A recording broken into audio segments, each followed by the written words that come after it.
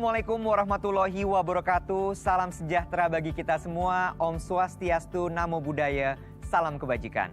Yang terhormat Ibu Menteri Luar Negeri, Ibu dan Bapak, serta sahabat Kemlu yang kami hormati.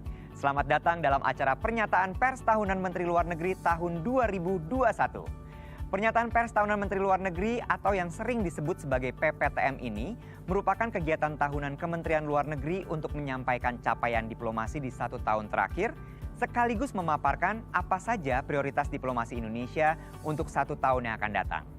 PPTM kali ini cukup berbeda dari tahun-tahun sebelumnya. Karena untuk pertama kalinya dalam sejarah, penyelenggaraan PPTM dilaksanakan secara full virtual. Meskipun tahun ini harus menjadi jauh di mata, tapi PPTM 2021 tetap dekat di hati sahabat Kemlu semuanya. PPTM tahun ini menggelorakan semangat Recover Together, Recover Stronger, dengan harapan kita semua bisa pulih menjadi lebih kuat dan bersama-sama kembali mendorong pembangunan berkelanjutan pasca pandemi COVID-19. Saya juga mau menginfokan ke sahabat Kemlu semuanya, kalau PPTM 2021 juga menyiapkan kompetisi dan kuis spesial. Hadiah grand prize untuk pemenangnya tidak main-main nih. Kesempatan untuk menyaksikan dan belajar tentang bagaimana praktek diplomasi Indonesia langsung di luar negeri. Nah, untuk informasi lebih lanjut, sahabat Kemlu bisa cek info detailnya di website pptm.kemlu.go.id. Ibu, Bapak, dan sahabat Kemlu sekalian, penyelenggaraan PPTM akan terasa makin lengkap dengan adanya penghargaan yang satu ini, yaitu Adam Malik Awards. Adam Malik Awards atau AMA merupakan apresiasi Kementerian Luar Negeri untuk para insan media yang dinilai turut aktif dan memberikan kontribusi yang edukatif bagi masyarakat Indonesia melalui artikel, liputan maupun berbagai tayangan informatif mengenai pelaksanaan diplomasi dan pengembangan kerjasama luar negeri Indonesia dengan berbagai negara maupun organisasi internasional. Untuk itu, mari kita saksikan bersama penganugerahan Adam Malik Awards 2021.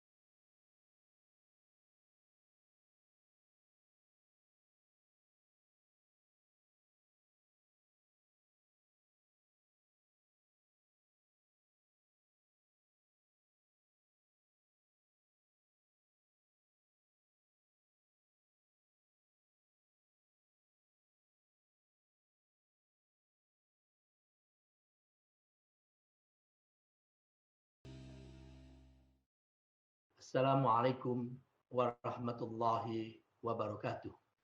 Salam sejahtera untuk kita semua.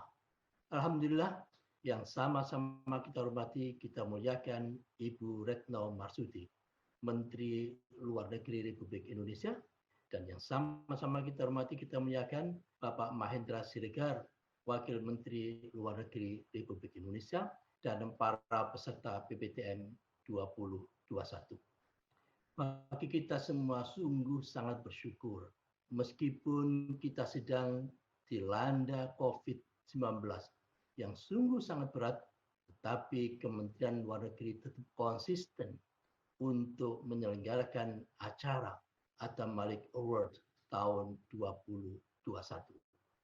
Bagi kita semua, insan pers, para juri memberikan apresiasi yang sungguh sangat luar biasa karena konsistensi acara ini memberikan makna paling tidak. Yang pertama, Kementerian Luar Negeri terus-menerus meningkatkan komunikasi publiknya, edukasi politiknya kepada masyarakat, agar publik terus aware terhadap masalah politik luar negeri.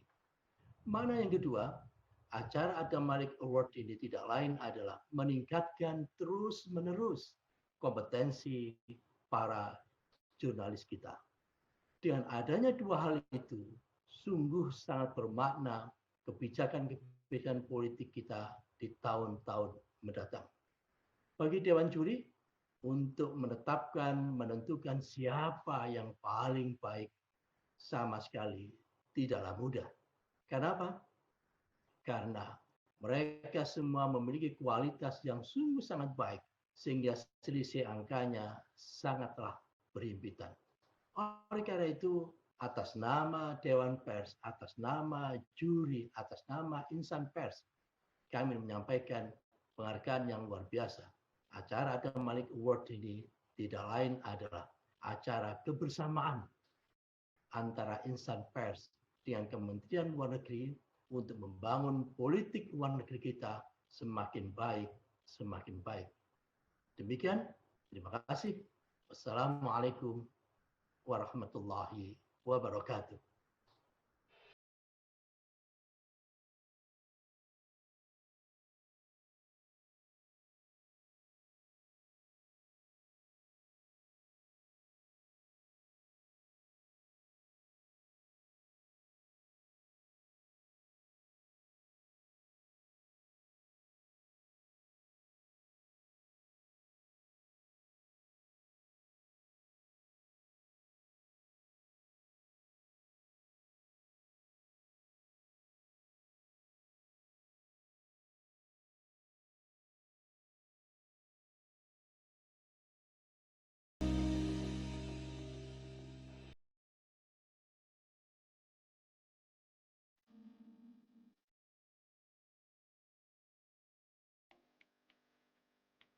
Nominasi media online terbaik adalah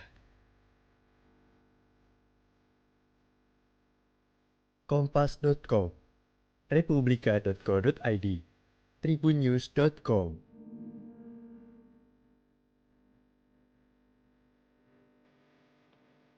Pemenang Adam Malik Awards 2021 kategori media online terbaik adalah Tribunnews.com.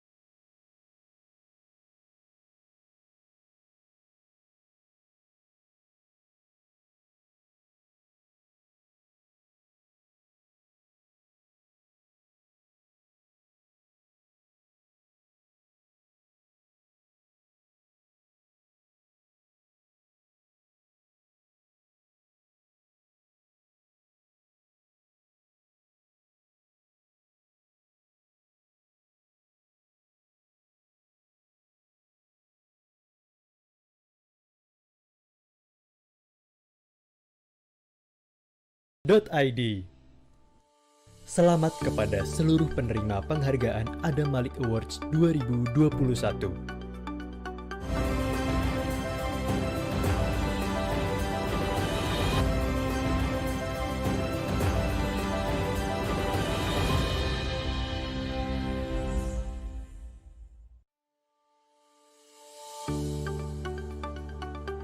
Untuk tahun ini, apresiasi khusus disampaikan kepada Bapak Cornelius Purba, jurnalis senior The Jakarta Post yang telah banyak menuliskan pandangan mengenai politik luar negeri.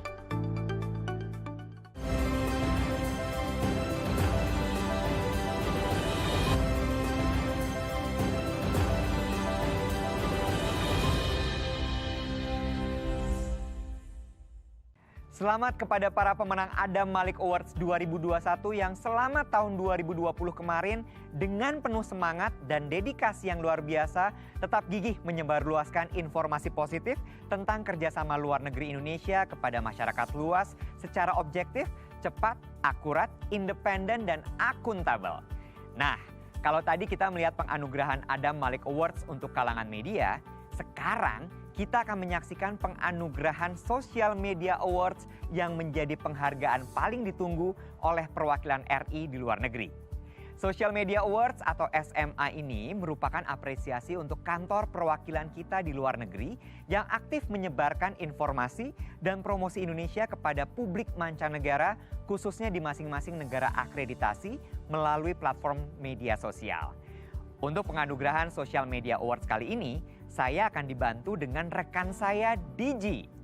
Digi ini adalah suara kecerdasan artifisial milik Kemlu yang pernah tampil dalam Regional Conference on Digital Diplomacy pada tahun 2019 dan juga tampil di penganugerahan Social Media Awards 2020 yang lalu.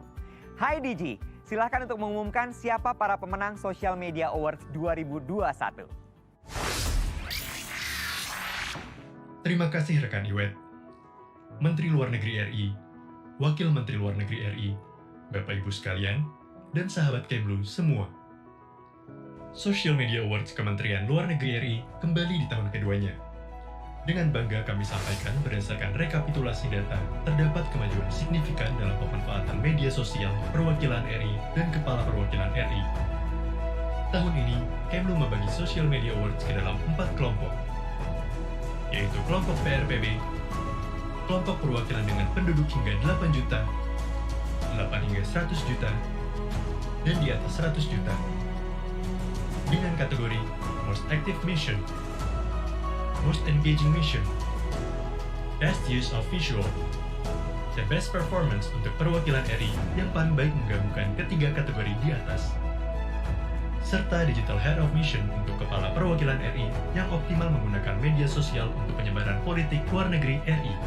Kami juga memberikan penghargaan khusus yaitu Best Growth untuk perwakilan RI yang paling pesat pertumbuhannya dalam penggunaan teknologi digital untuk penyampaian capaian diplomasi. Mari kita mulai.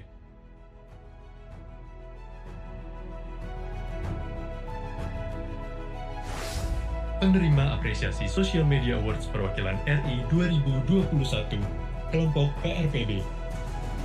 Most Active Mission, KBRI Window. Most Engaging Mission, KBRI Cairo.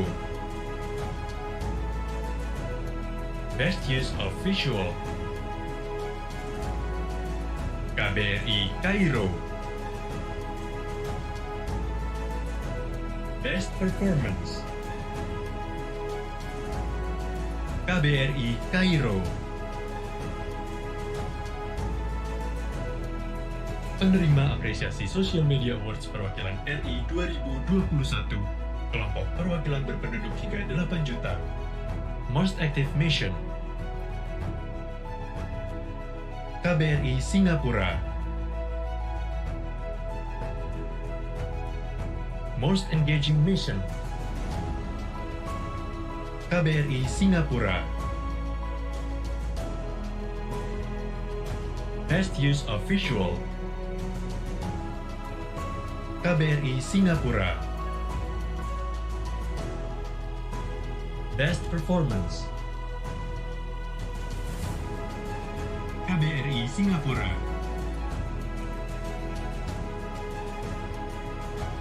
Penerima apresiasi Social Media Awards Perwakilan RI 2021, kelompok perwakilan berpenduduk 8 hingga 100 juta. Most Active Mission. KBRI Kuwait City.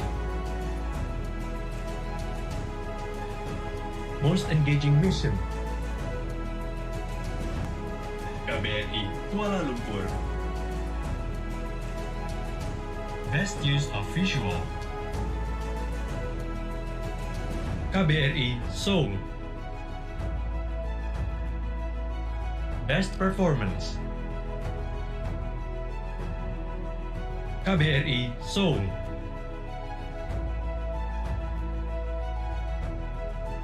Penerima apresiasi Social Media Awards Perwakilan RI 2021, kelompok perwakilan berpenduduk di atas 100 juta. Most Active Mission. KBRI Washington DC. Most Engaging Mission. KJRI Hong Kong.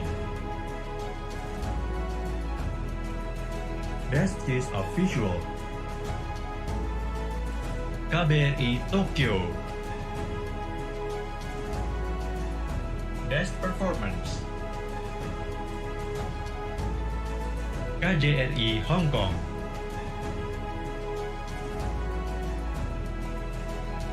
Penerima apresiasi Social Media Awards Perwakilan RI 2021, kategori Best Growth. KBRI Sarajevo.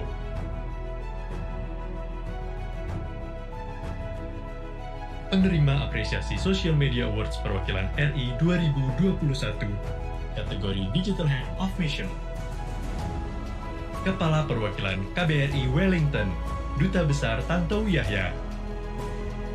Kategori Digital Head of Mission di PRPB. Kepala Perwakilan KBRI New Delhi, Duta Besar Sidarto Reza Suryo Dipuro. Selamat kepada seluruh penerima apresiasi. Ingat untuk selalu stay safe, stay healthy, until we meet again. Back to you, Mr. Ramadan. Thank you Diji, dan tentunya selamat kepada seluruh perwakilan RI dan Kepala Perwakilan RI yang telah mendapatkan apresiasi Social Media Awards tahun 2021.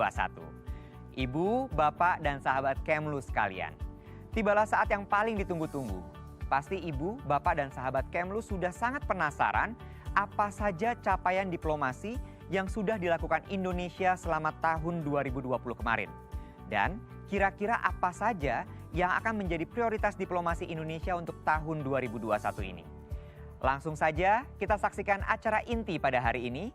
Kami mengundang yang terhormat Menteri Luar Negeri Republik Indonesia, Ibu Retno LP Marsudi, untuk menyampaikan pernyataan pers tahunan Menteri Luar Negeri tahun 2021. Waktu dan tempat dipersilahkan.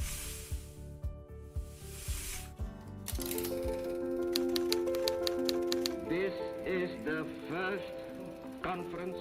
Over the course of history,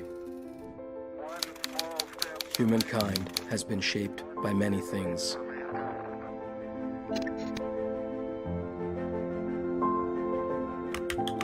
The joy that brings tears to our eyes, the honor in the beating of our hearts. The story of glory will tell future generations. And the struggles we have overcome.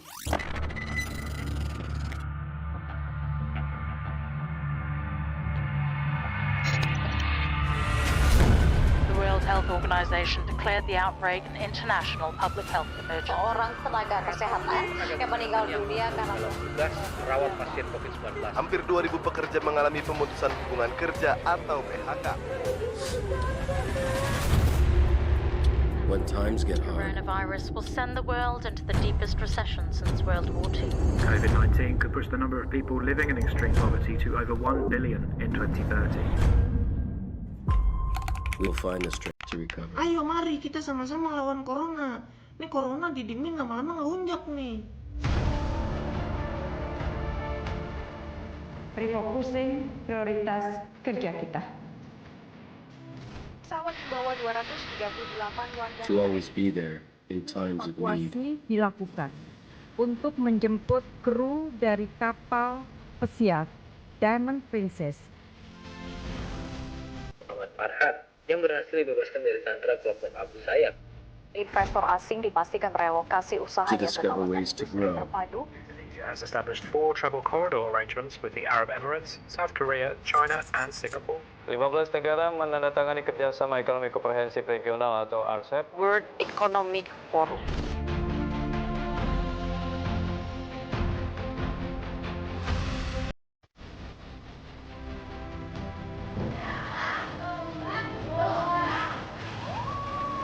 To shape the future in something brighter.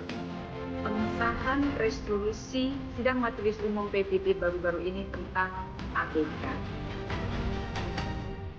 Menteri Luar Negeri Retno Marsudi sepakatnya pengiriman vaksin dalam jumlah besar ke Indonesia. bilateral dan multilateral yang utama COVID-19 tiba untuk pertama kalinya.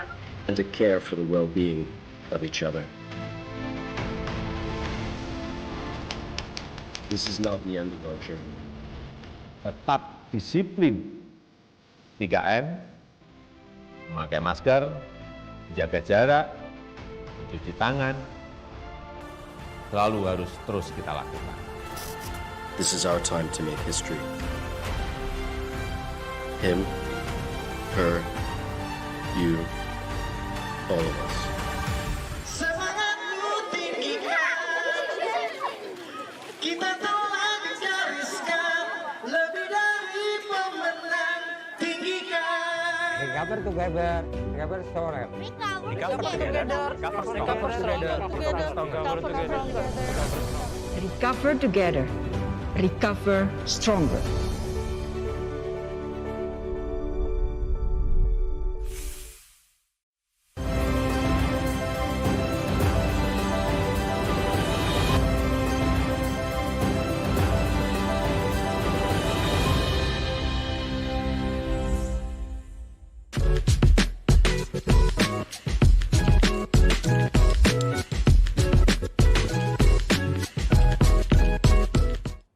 Bismillahirrahmanirrahim.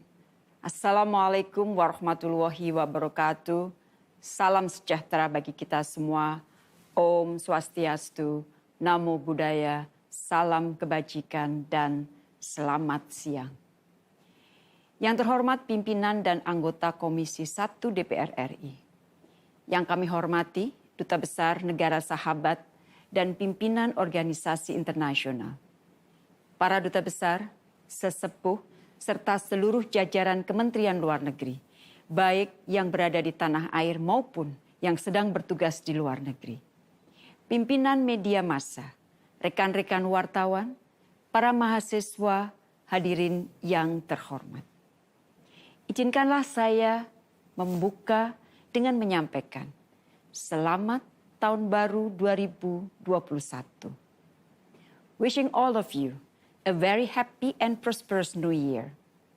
May 2021 be a healthier, more prosperous and peaceful year for all. Ibu Bapak yang saya hormati, untuk pertama kalinya pernyataan pers tahunan Menteri Luar Negeri dilakukan secara virtual. Pernyataan pers tahunan ini diikuti oleh 35 perguruan tinggi dan puluhan ribu pemirsa yang menggunakan berbagai platform digital. Ibu Bapak yang saya hormati, tahun 2020 merupakan tahun yang sangat berat bagi kita semua dan bagi dunia. Namun kita perlu terus berikhtiar dan optimis. Optimisme inilah yang harus terus kita perkuat memasuki tahun 2021. Pandemi COVID-19 memberikan pelajaran berharga mengenai pentingnya kerjasama global untuk memperkokoh infrastruktur dan tata kelola kesehatan, ketahanan ekonomi dunia, memperkokoh multilateralisme, dan mengesampingkan rivalitas. Hadirin yang saya hormati, dunia mengalami perubahan yang sangat signifikan. Agar dapat berkontribusi, diplomasi Indonesia dituntut untuk antisipatif, adaptif, dan agile. Refocusing prioritas diplomasi dilakukan selama pandemi. Yang pertama, memperkuat pelindungan WNI. Kedua, mendukung upaya mengatasi pandemi, baik dari aspek kesehatan maupun dampak sosial ekonomi. Dan yang ketiga, terus berkontribusi bagi perdamaian dan stabilitas dunia. Untuk pelindungan WNI, selama 2020, lebih dari 54.000 kasus telah ditangani. Dan angka ini meningkat lebih dari 100% dari tahun 2019. Lebih dari 172.000 WNI telah direpatriasi. Lebih dari 500.000 sembako telah diberikan. Lebih 2.400 WNI yang terpapar COVID-19 di luar negeri didampingi. 17 WNI telah dibebaskan dari hukuman mati, 4 sandera telah dibebaskan, dan 103,8 miliar rupiah hak finansial WNI PMI telah diperjuangkan. Protection of our nationals goes beyond numbers.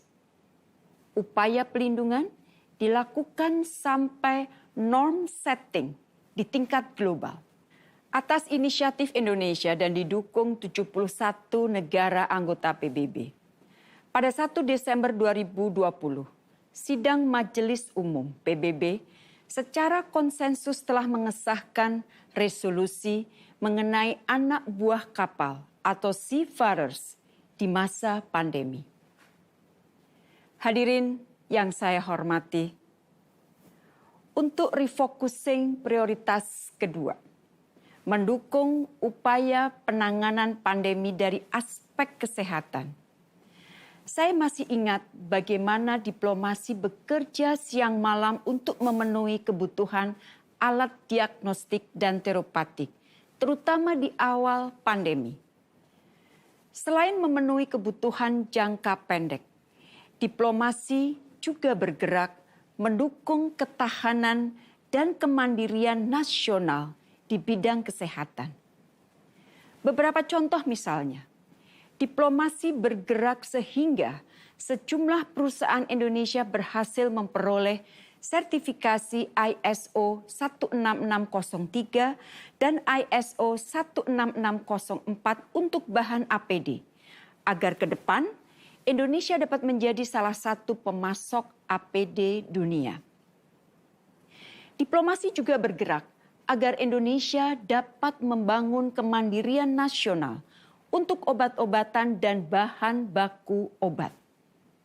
Untuk vaksin, diplomasi terutama digerakkan untuk meratakan jalan dan membuka akses komitmen kerjasama vaksin, baik secara bilateral dengan berbagai pihak maupun melalui platform multilateral.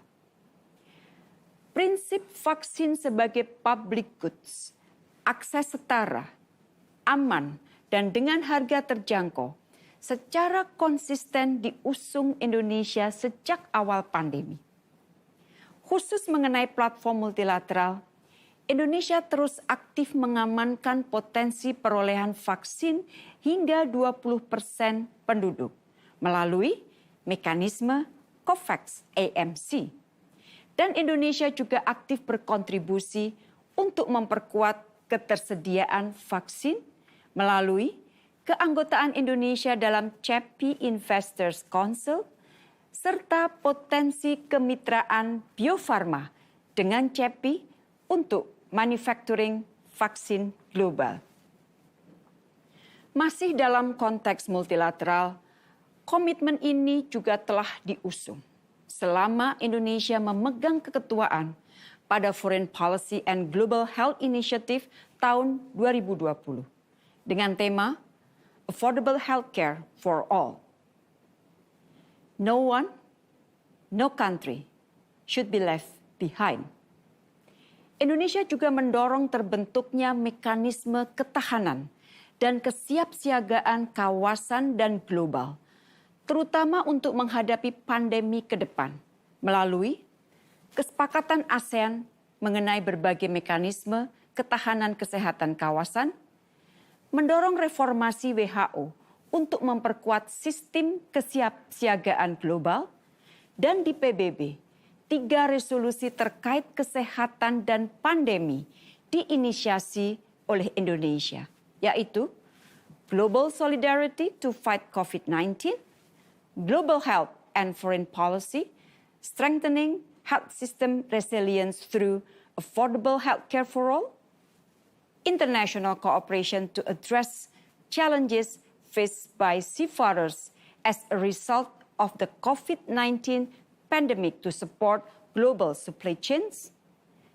Ibu Bapak yang saya hormati, sebagai Ketua Badan Sektor Kesehatan ASEAN periode 2020-2022, Indonesia akan terus memastikan implementasi berbagai kesepakatan ASEAN dalam merespon pandemi COVID-19. Ibu Bapak yang saya hormati, masih di refocusing kedua. Dari sisi mendukung upaya pengelolaan dampak ekonomi. Diplomasi telah berkontribusi untuk yang pertama, mendorong aktivasi kembali ekonomi tanpa mengorbankan protokol kesehatan melalui Travel Corridor Arrangement dengan Persatuan Emirat Arab, Korea Selatan, RRT, Singapura, dan kerangka ASEAN. Saat ini perundingan TCA dengan Jepang masih berlangsung.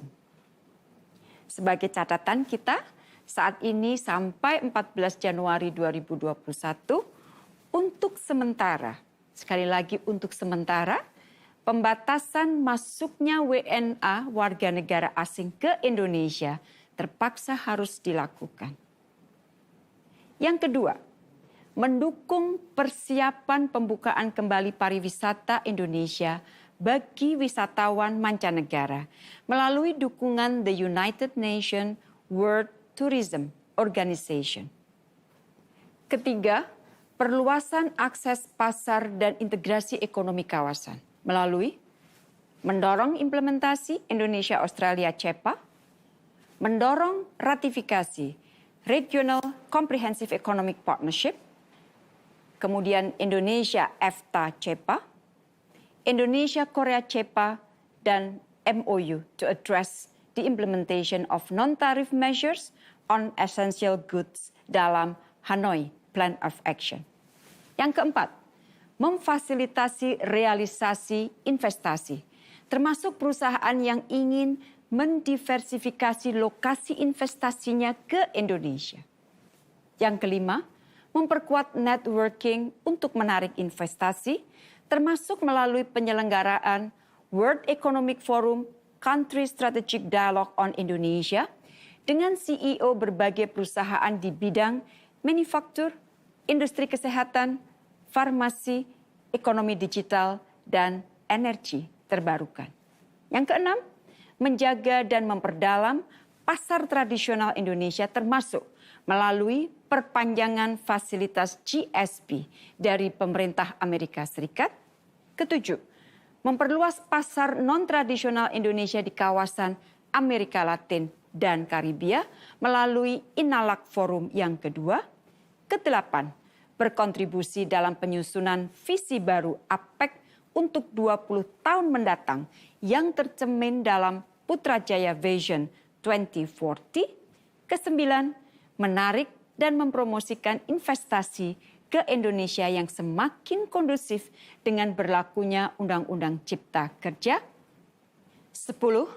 Menangani diskriminasi terhadap kelapa sawit, antara lain melalui pembentukan Joint Working Group on All Vegetable Oils antara ASEAN EU dan menggalang solidaritas negara produsen sawit, serta Ke-11, memastikan keberlangsungan layanan komunikasi dan penguatan teknologi digital di tengah pandemi melalui perpanjangan filing satelit Indonesia di slot orbit 113 BT. Hadirin yang saya hormati, kita masuk pada diplomasi yang telah dilakukan Indonesia untuk berkontribusi bagi perdamaian dan stabilitas dunia. Ini merupakan refocusing prioritas nomor 3. Karakter utama diplomasi Indonesia adalah menjembatani berbagai perbedaan dan menjadi bagian dari solusi. Karakter dan peran ini semakin diperlukan di tengah terus meningkatnya rivalitas, bahkan selama pandemi. Di ASEAN, Indonesia terus berupaya menjaga kesatuan dan sentralitas ASEAN. Atas inisiatif Indonesia, ASEAN kembali menegaskan prinsip Zone of Peace, Freedom, and Neutrality dan Treaty of Amity and Cooperation yang tertuang dalam pernyataan para Menteri Luar Negeri ASEAN 8 Agustus 2020. Identitas ASEAN diperkokoh melalui prakarsa Indonesia mengenai pembentukan The Narrative of ASEAN Identity. Untuk isu peacekeeping, Indonesia merupakan negara nomor 8 penyumbang peacekeepers terbesar di dunia.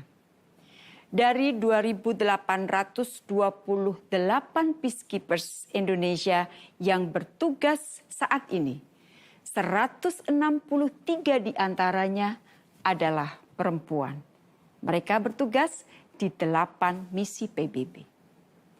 Indonesia berhasil memprakarsai resolusi 2538 mengenai Women in Peacekeeping yang didukung oleh 97 negara. Ini menjadi resolusi pertama Dewan Keamanan PBB yang secara khusus membahas peran perempuan dalam misi pemeliharaan perdamaian dunia. Dalam 1 tahun ini, selain resolusi mengenai ABK, mengenai Women in Peacekeeping, dan isu kesehatan global, Indonesia juga menginisiasi resolusi lain di Majelis Umum PBB, yaitu mengenai ekonomi kreatif dan menjadikan tahun 2021 menjadi Tahun Internasional Ekonomi Kreatif bagi Pembangunan Berkelanjutan atau International Year of Creative Economy for Sustainable Development. Isu perempuan terus diarus utamakan dalam diplomasi Indonesia sepanjang 2020. Di Dewan HAM bersama Australia, Indonesia memprakarsai Joint Statement on Family Violence pada sesi Dewan HAM PBB September 2020. Diplomasi juga bergerak antara lain melalui penguatan peran perempuan dalam mitigasi pandemi dan pemulihan ekonomi. Kemudian, pembentukan Afghanistan Indonesia Women Solidarity Network dan pembentukan Southeast Asian Network of Women Peace Negotiators and Mediators. Investing in women means investing in peace. Ibu bapak yang saya hormati, akhir 2020 menandai berakhirnya keanggotaan tidak tetap Indonesia di Dewan Keamanan PBB. Keanggotaan Indonesia telah dijalankan secara optimal untuk perdamaian dan stabilitas dunia. Dengan mengambil tema besar Investing in Peace and Sustaining Peace, Indonesia terus memperkokoh karakter dan kepemimpinannya dengan mengedepankan prinsip kemanusiaan untuk menghindari korban sipil di wilayah konflik, mengedepankan peran sebagai bridge builder, dan memegang teguh inklusivitas, dan transparansi. Di tengah berbagai macam tekanan, Indonesia mampu menunjukkan konsistensinya dalam menjalankan prinsip-prinsip hukum internasional. Hal ini juga dilakukan Indonesia untuk isu Palestina. Di penghujung 2020, santer terdengar berita seolah Indonesia akan membuka hubungan diplomatik dengan Israel. Saya ingin menyampaikan kembali bahwa hingga saat ini tidak terdapat niatan Indonesia untuk membuka hubungan diplomatik dengan Israel. Indonesia akan terus memberikan dukungan terhadap kemerdekaan Palestina berdasarkan two-state solution dan berdasar parameter internasional yang telah disepakati. During his phone call with President Abbas on 16 December 2020, President Widodo stressed that Indonesia has no intention to open up diplomatic relations with Israel. Indonesia will continue to support the independence of Palestine based on two-state solution and UN Security Council resolutions, as well as international agreed parameters. Untuk isu Afghanistan, Indonesia terus terlibat aktif dalam mendorong perundingan damai. Indonesia hadir dalam kesepakatan antara Amerika dan Taliban di Doha 29 Februari 2020.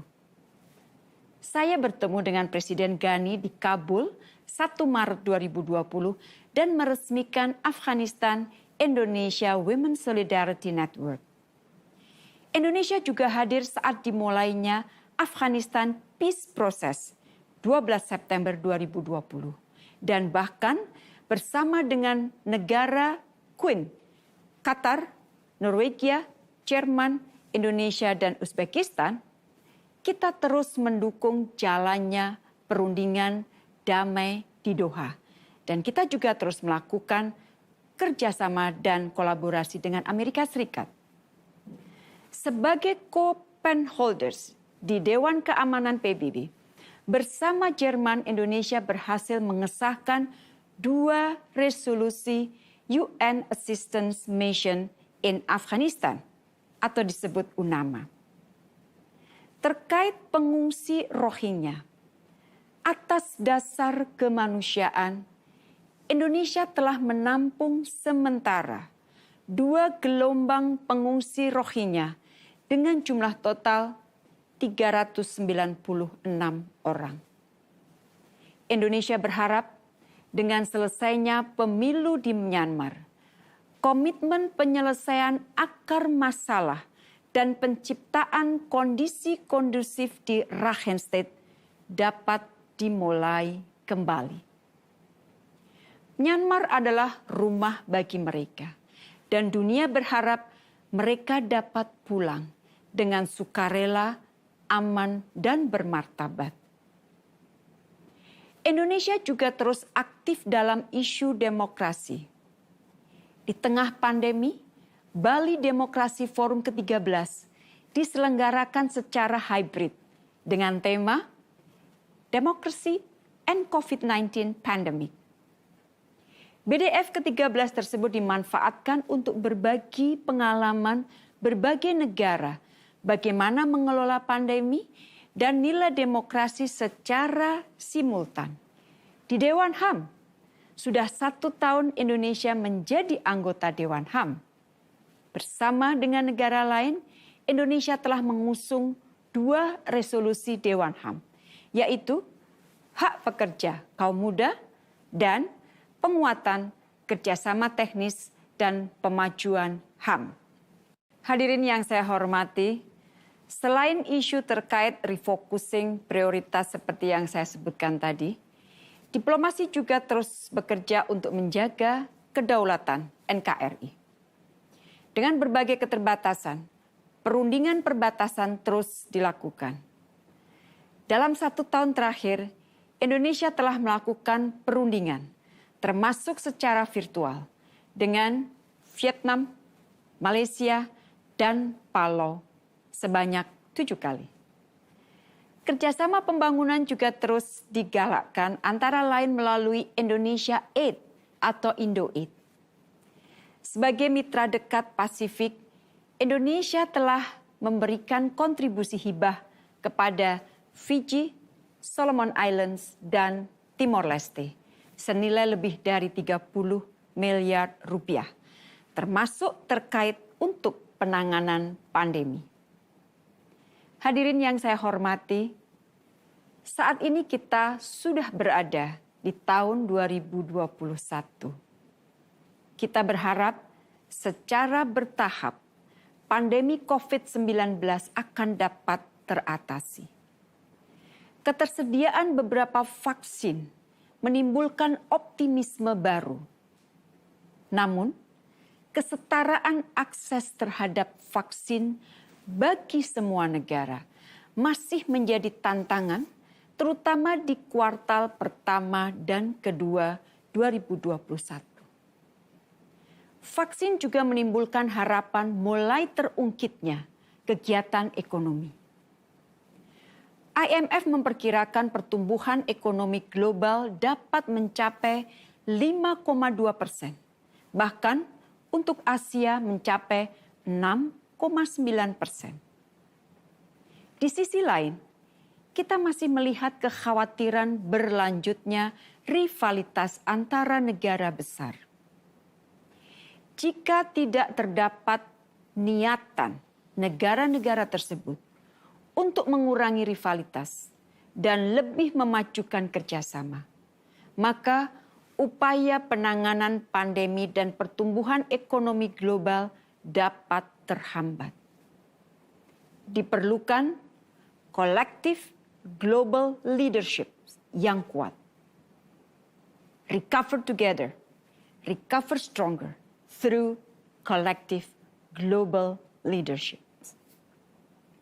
Isu demokrasi, hak asasi manusia, dan lingkungan hidup diperkirakan akan semakin menjadi perhatian dunia.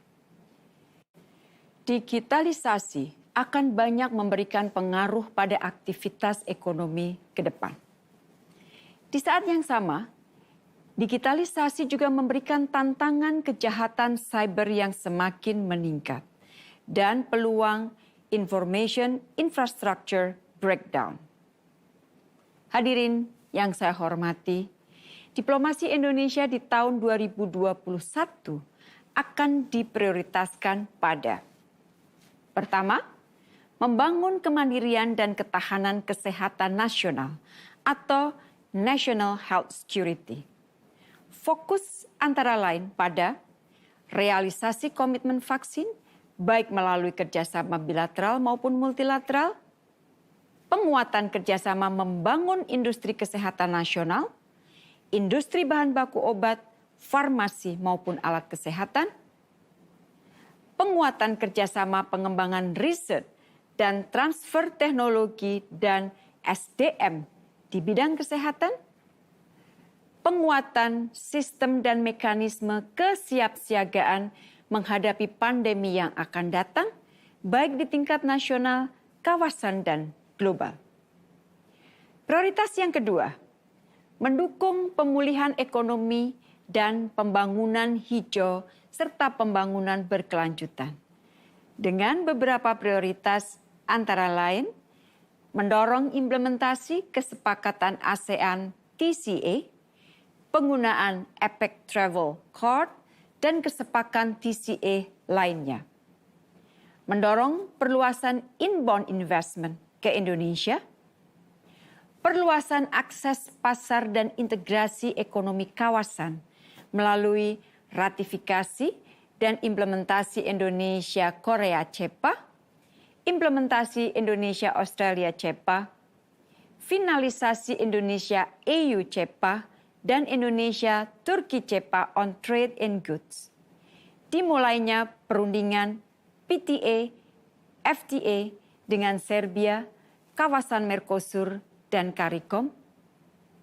penuntasan negosiasi PTA dengan Mauritius, Fiji, dan PNG, perundingan FTA Indonesia Eurasian Economic Union, pembuatan limited trade deals dengan Amerika Serikat, mendukung upaya pemerintah membangun hilirisasi industri nasional yang memiliki nilai tambah seperti industri baterai litium, melanjutkan rangkaian kerjasama dengan World Economic Forum dalam investasi dan kerjasama spesifik yang melibatkan pemimpin bisnis global, mengkonsolidasikan aset investasi Indonesia di luar negeri melalui penyelenggaraan Indonesia Outbound Investment Dialogue 2021, mulai aktif dalam Troika G20 di bawah kepemimpinan Italia, mengingat Indonesia akan menjabat Presiden G20 di tahun 2022, memperkuat kerjasama ekonomi digital dan ekonomi kreatif terutama untuk UMKM dengan tema Inclusively Creative, a Global Recovery melalui penyelenggaraan World Conference on Creative Economy yang kedua yang akan diselenggarakan di Bali Mei 2021, ASEAN Creative Economy Business Forum, Venture Capital Network bekerjasama dengan ASEAN Business Advisory Council dalam pengembangan talenta muda dan startup di ASEAN, International Conference on Digital Diplomacy, dan optimalisasi peran Indonesia sebagai partner country Hanover Fair. Memperkuat upaya diplomasi menghadapi berbagai hambatan perdagangan, termasuk kampanye negatif terhadap komoditas unggulan Indonesia, utamanya kelapa sawit, mendorong penyetaraan standar berkelanjutan, sustainability, bagi seluruh minyak nabati, baik melalui kerjasama bilateral, regional maupun multilateral, dengan pendekatan holistik, non-diskriminatif, adil, dan dalam konteks pencapaian SDGs. Mendorong kerjasama ekonomi dan pembangunan hijau, pembangunan berkelanjutan melalui penyelenggaraan showcase proyek berbasis green economy dengan negara mitra di paruh kedua 2021. Prioritas diplomasi Indonesia yang ketiga untuk tahun 2021 yaitu memperkuat sistem pelindungan WNI. Perwakilan Republik Indonesia akan terus diperkuat infrastruktur pelindungan WNI-nya melalui antara lain pemberian dukungan anggaran khususnya untuk penanganan COVID, pembangunan perwakilan pelindungan terpadu atau PPT sesuai mandat Permenlu nomor 5 tahun 2018 dan peningkatan status Konsulat Republik Indonesia di Tawau menjadi KJRI. Sistem pelindungan untuk ABK dari hulu hingga hilir akan ditingkatkan antara lain melalui pembentukan roadmap ratifikasi ILO C188 Work in Fishing Convention, MOU penempatan khusus ABK perikanan dengan negara tujuan, pemanfaatan perjanjian bantuan hukum timbal balik atau mutual legal assistance untuk penegakan hukum yang tegas bagi pelaku. Melanjutkan upaya membangun satu data Indonesia dengan memperkuat data WNI yang akurat melalui pemutakhiran secara serempak di seluruh perwakilan dan dengan menggunakan platform portal peduli WNI. Integrated Data Operating Center juga akan dibangun. Hadirin yang saya hormati, prioritas keempat, terus berkontribusi untuk memajukan berbagai isu kawasan dan dunia. Untuk isu Women, Peace and Security, Regional Forum of Women Negotiators and Mediators bersamaan dengan First Meeting of Southeast Asian Network of Women Peace Negotiators and Mediators akan diselenggarakan. Terkait isu Rohingya, Indonesia berharap comprehensive need assessment dapat segera dilakukan oleh Sekretariat ASEAN untuk mendorong repatriasi yang aman, sukarela, dan bermartabat bagi pengungsi Rohingya. Indonesia akan terus berupaya agar terdapat kemajuan penyelesaian isu Rakhine State.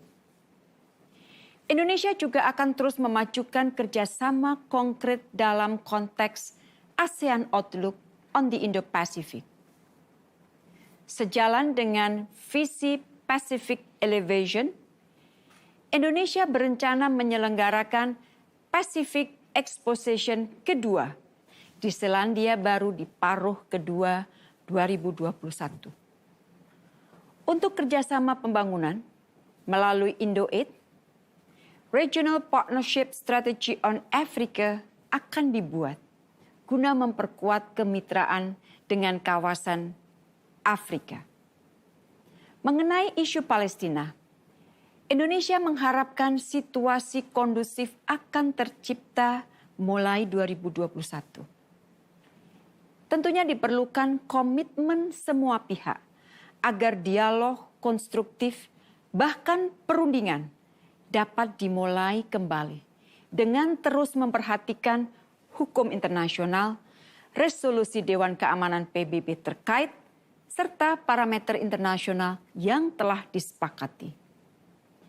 Dukungan terhadap bangsa Palestina untuk meraih kemerdekaannya akan terus dilanjutkan. Indonesia juga akan terus berperan aktif dalam mendorong proses perdamaian yang inklusif di Afghanistan. Dalam 3 tahun ke depan, Indonesia telah berkomitmen untuk memberikan bantuan sebesar 5 juta US$ dengan fokus pada pemajuan nilai-nilai Islam yang moderat dan penguatan peran perempuan di Afghanistan, termasuk melalui mekanisme kerjasama trilateral dengan negara mitra.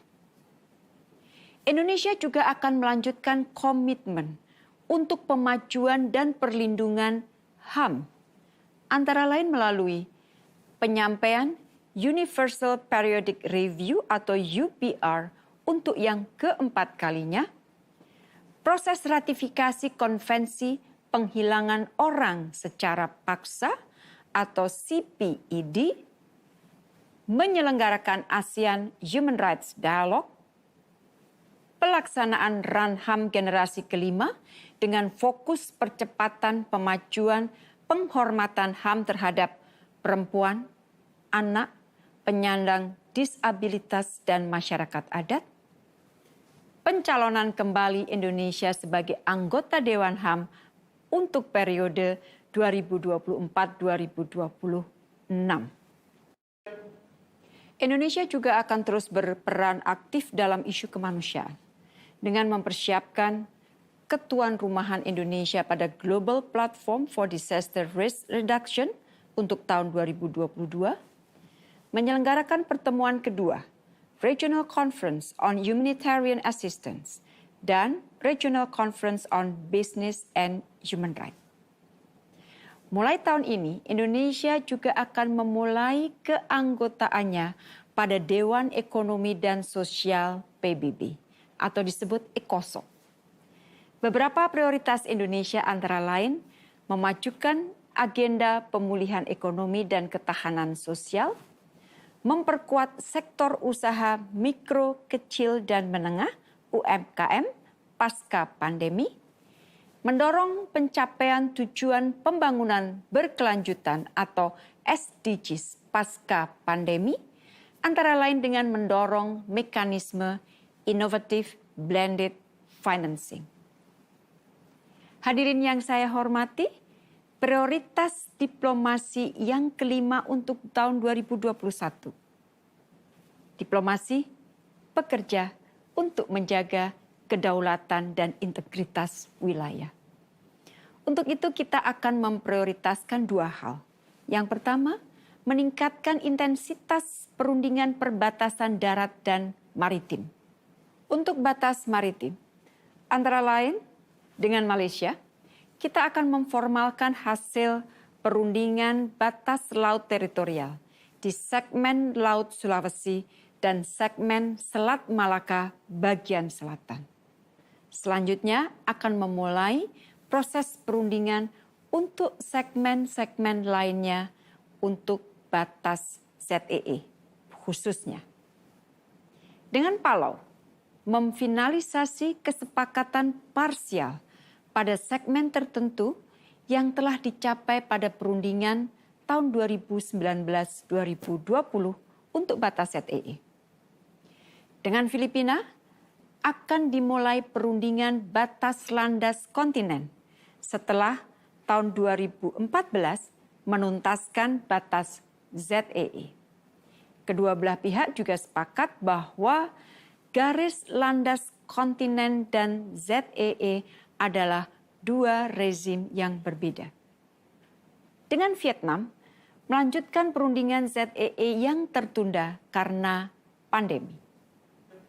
Untuk batas darat, prioritas antara lain dengan Malaysia menyelesaikan demarkasi Outstanding Boundary Problems atau OBP, sektor timur termasuk Pulau Sebatik.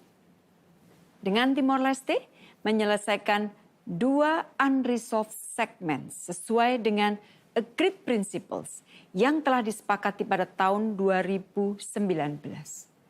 Kedua tim perunding juga sepakat bahwa perundingan batas laut akan dimulai setelah perbatasan darat ini tuntas. Secara khusus saya ingin menekankan satu prinsip terkait hak kedaulatan dan hak berdaulat di perairan Indonesia. Klaim apapun oleh pihak manapun harus sesuai dengan hukum internasional termasuk UNCLOS 1982. Indonesia akan terus menolak klaim yang tidak memiliki dasar hukum. Yang kedua, untuk memperkuat upaya menjaga integritas kedaulatan NKRI. Indonesia juga ingin mengingatkan bahwa penghormatan terhadap kedaulatan dan integritas wilayah adalah prinsip utama hubungan bersahabat antara negara di dunia yang didasarkan pada Piagam PBB dan hukum internasional. Hadirin yang saya hormati, sebagai penutup izinkan saya sekali lagi menyampaikan duka cita yang mendalam atas berpulangnya beberapa pegawai Kementerian Luar Negeri. Saudara Abimanyu S. Nitikusumo dan Saudara Puspa Bangun Subekti akibat COVID-19 saat menjalankan tugas.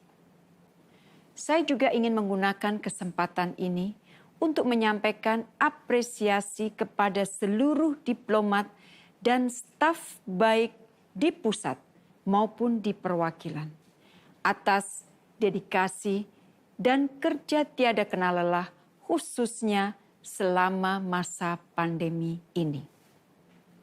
Apresiasi tinggi saya juga sampaikan untuk DPR RI khususnya Komisi 1, media, dan seluruh pemangku kepentingan atas kerjasama dan kemitraan yang selama ini terbangun dengan baik. Hadirin yang saya hormati, saya ingin mengakhiri pernyataan awal tahun ini dengan mengutip salah satu proklamator kita, Bung Hatta.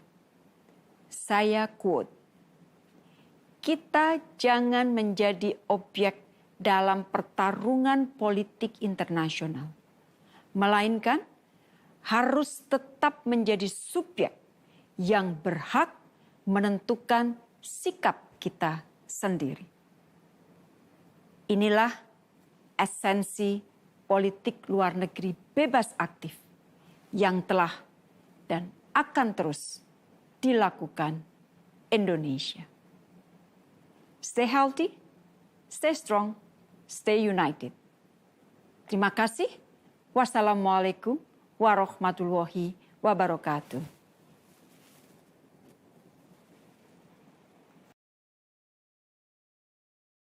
Ibu, Bapak, sahabat Kemlu dan seluruh pemirsa sekalian, tidak terasa akhirnya kita sampai di penghujung acara PPTM 2021. Tentunya kami ucapkan terima kasih sebanyak-banyaknya kepada Ibu, Bapak, dan sahabat Kemlu yang sudah setia tetap bersama kami dari awal hingga akhir acara. Mohon maaf jika selama memandu acara ini mungkin terdapat banyak kekurangan dan kesalahan kata-kata atau penyebutan. Saya Iwet Ramadan undur diri, sampai berjumpa di PPTM tahun depan.